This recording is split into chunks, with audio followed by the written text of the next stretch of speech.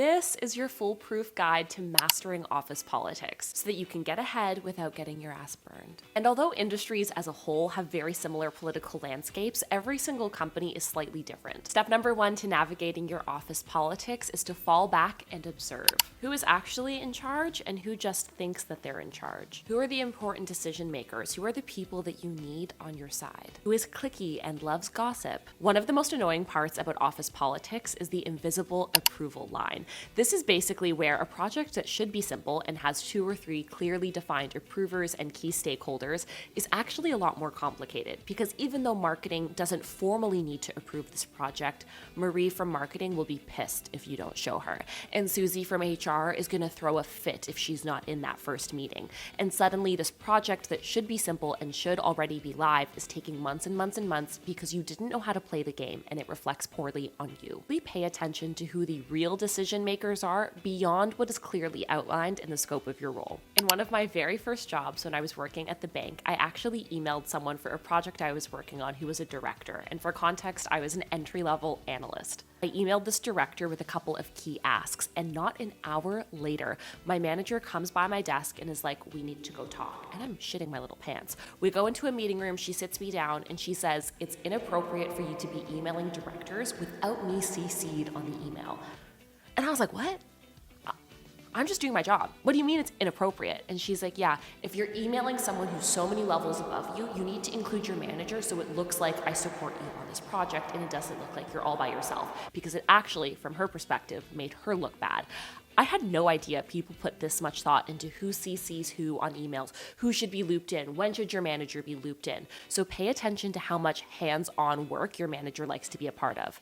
As much as I love Survivor, this is not Survivor. When you are in the office, you don't need to have allies and enemies. What you need to be is Switzerland. Because my friend, you and I are not observing office politics to figure out how we can climb the ladder through politics. No. We are trying to figure out the office politics to avoid the bullshit so we can focus on our jobs.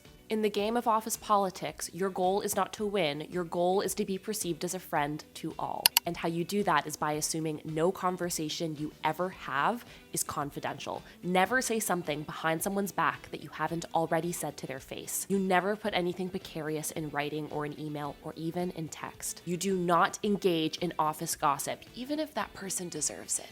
And you've mastered the art of playing just a little bit stupid. One of the office mean girls comes up to you and tries to chat a little bit of shit about Bob from finance, and you say, "Oh, I've never noticed that about Bob. We have a really good working relationship." Or, "Oh, I don't really pay attention to those things because I'm just really happy in our partnership." You deflect with stupidity, so all you can comment on is kindness. Soon, those bitchy people at work are going to stop coming up to you and gossiping with you. It takes you out of a position of risk, because trust me, as someone who has worked in human resources, more people get fired for gossiping than you think.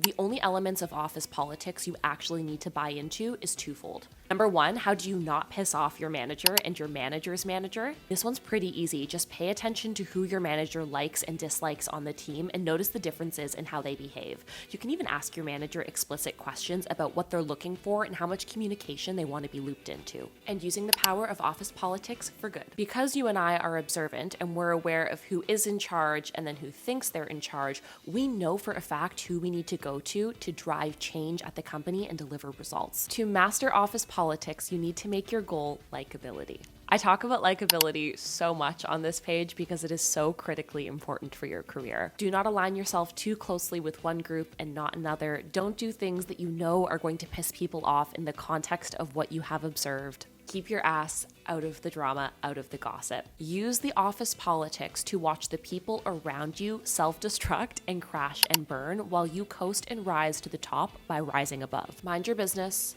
drink your water, avoid drinking the Kool-Aid, and avoid making the same mistakes that you observe others making. Think of it like a reality TV show. You can watch, you cannot engage. You can engage with this video, which I would very much appreciate. So click the subscribe button down below, leave a comment, tell me if you have questions, talk to me about your office gossip. We'll get into it later.